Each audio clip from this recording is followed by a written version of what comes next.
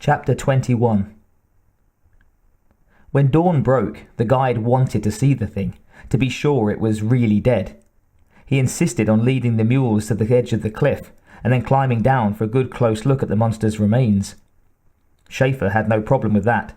He wasn't much for bragging, but he didn't mind showing off his handiwork if the other guy asked. Just for the hell of it, he climbed down the cliff to look at the body too. The creature was still lying there, still dead.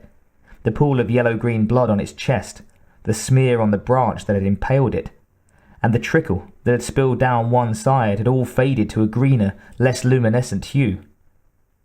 Schaefer was interested to note that none of the local wildlife had made any visible attempt to feast on this particular gift. There were no flies, no ants, no beetles crawling on the corpse. He was no scientist, but he could guess what that meant. This thing wasn't anything that had ever lived on Earth, and its chemistry was sufficiently different that the local fauna didn't recognize it as food. Maybe it wasn't food. Its flesh might well be as toxic as its attitude. For the first time, Schaefer was able to get a really good look at it, at the black mesh covering, the cannon thing, the metal-bound braids, if they were braids. Now that he saw them, he wasn't sure. They looked almost solid, as if they weren't hairs plaited together, but some sort of thick tendrils. That might just have been some sort of oily covering, though. He wasn't curious enough to remove the metal bands and see what happened. The metal mask, the leathery guards at wrist and ankle with their intricate gadgetry, looked very high-tech, but barbaric at the same time. The string of skulls it wore slung over one shoulder, mostly animal skulls but with a human at one end on the string, was just barbaric, without any tech. Schaefer noticed that there were a lot of blades and sharp edges involved in its various equipment. This character had obviously considered itself a real badass. Schaefer had run into people a few times before who thought that way. Most of them were wrong. This son of a bitch had at least had some justification for considering itself serious bad news. "My God," the guide said, staring at it. "You really killed it." Schaefer glanced at him. "You say that as if it was a bad thing," he remarked. You weren't supposed to kill it," the guide told him. "You weren't... We didn't think you could kill it. You and your damn brother. Do you have any idea what this means?" He knelt by the body, carefully not touching it, as if he were afraid it would burn him or pollute him somehow. Maybe it would, Schaefer thought. Maybe he'd caught some weird alien disease by fighting the thing. Or maybe the guide was just a wuss. "Yeah, sure I know what it means," Schaefer said. He grinned. "It means it's mealtime." "I'll laugh it up," the guide said bitterly. He pulled something from his pocket, a gadget of some kind that Schaefer didn't recognize, and set it down by the dead creature. "Jesus, Schaefer, this isn't professional wrestling. These guys play for keeps." "So do I," Schaefer said, his smile fading. "You think I'm going to apologize for not dying? Get real." He turned away, disgusted, and started climbing back up the cliff, using the vines as ropes. "This whole business was a setup from the minute I left New York, wasn't it?" Schaefer asked as he hauled himself up.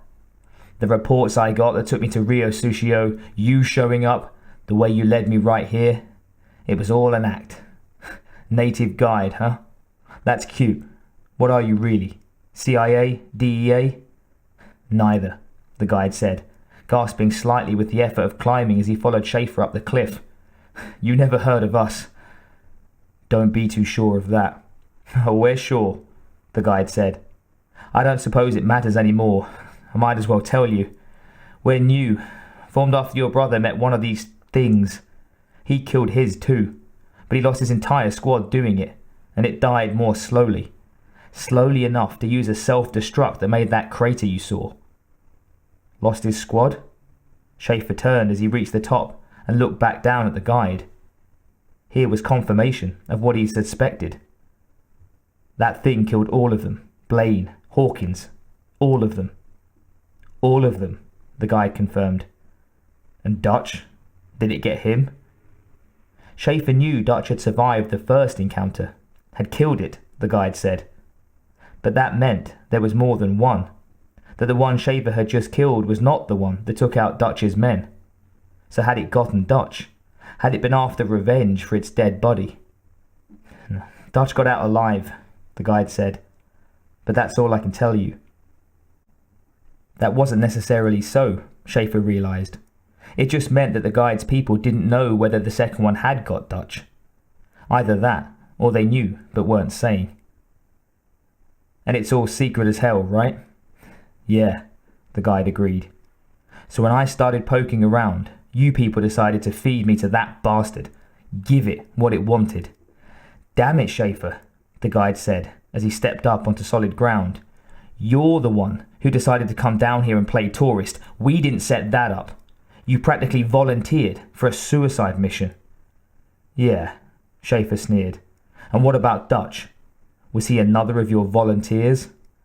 We didn't know back then. But you do now. So you sent me to play patty cake with that thing.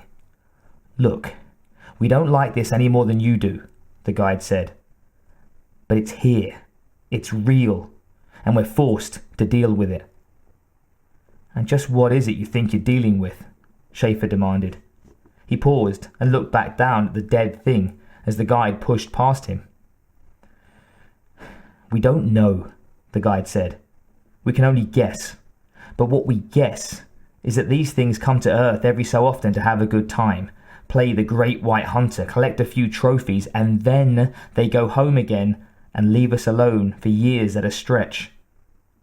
Come to Earth, Schaefer said, as he took a final look down at the creature. From outer space, you mean? Like in the movies? Yeah, something like that, the guide said. He reached the waiting mules and pulled out Schaefer's gun.